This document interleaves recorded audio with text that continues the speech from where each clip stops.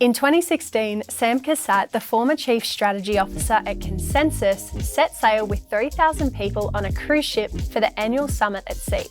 On the cruise, Sam attended the Blockchain for Social Good meetup, where he spoke with the former Prime Minister of Haiti, Laurent Lemouth. Laurent shared his account of the devastating 2010 earthquake in Haiti, and to Sam's surprise, it was much different to what he had read in the media.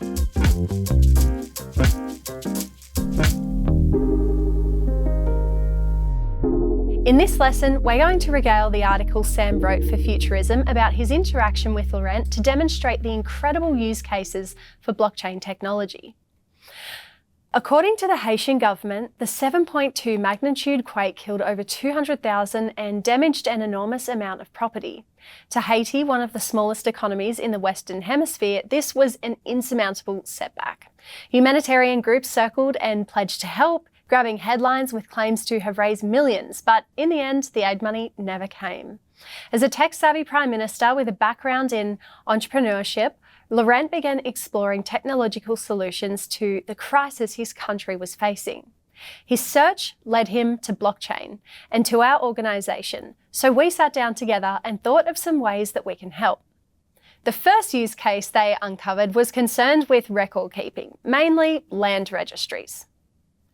Before the earthquake, Haiti depended on paper documents for just about everything. These documents were stored in municipal buildings, many of which were destroyed in the disaster. Without paper files, there was no way to determine who owned what. When Haiti tried to reconstruct its land registries, each piece of property was claimed by many competing people. Needless to say, the inability to maintain property ownership through a natural disaster hurts public confidence in the government and the economy. Can you imagine the feeling of returning to a home you lived in for 20 years only to find someone else already there claiming it to be their own? This problem isn't unique to Haiti. Almost every country, including the United States to some degree, relies on paper records that aren't backed up digitally. The central buildings where these physical documents are housed are vulnerable to accidents, attacks, and natural disasters. Relatively easy to forge, paper documents are susceptible to fraud and tampering. A corrupt regime can change a nation's history by falsifying documents. Simply computerizing the records, while an advantage over paper records, lacks significant benefits that would be achieved with blockchain technology. The computerized records and backup would have many of the same flaws the paper documents had. Every time a deed of ownership transferred, it would entail a manual process susceptible to the same error, fraud, and inefficiencies that are hazards in paper record updates.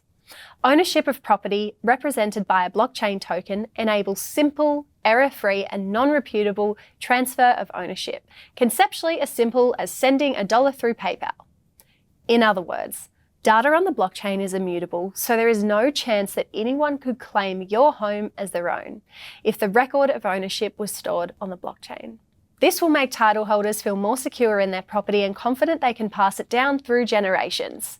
If Haiti started to put its land registry on the blockchain today, it would leapfrog the computerization efforts of wealthier countries and join the ranks of the most technologically elite administrations in the world. For example, Estonia, Georgia, and Honduras are exploring various blockchain implementations. Haiti could leapfrog centralised computation architecture the way that many developing countries leapfrogged copper telephone lines, moving straight into wireless technology without spending capital on technology that was already becoming obsolete. The second major use case discussed between Sam and the former Haitian Prime Minister Laurent Lemouth was about how blockchain technology can make aid spending more transparent. Sam continues. A tragic part of Laurent's story concerns the Red Cross.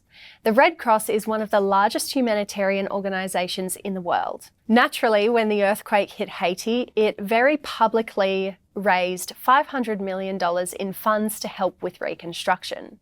According to Laurent, then Haiti's Prime Minister, the funds never made it to the island. He brought a delegation to meet the Red Cross in New York. The organisation's representatives were unable to explain where the $500 million had gone. When Laurent pressed them, they said maybe they could scrape together $1 million to send his government. No matter where the $500 million went, what happened in Haiti is worrisome.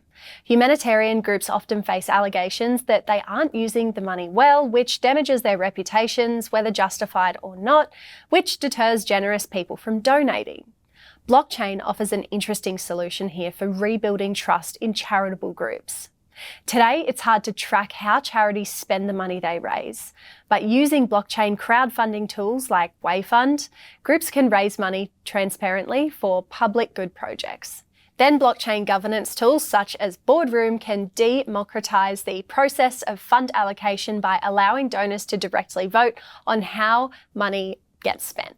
Finally, blockchain general ledger tools like Balance will show donors where each bit of value goes, ensuring that their votes from Boardroom translate into money spent on desired initiatives.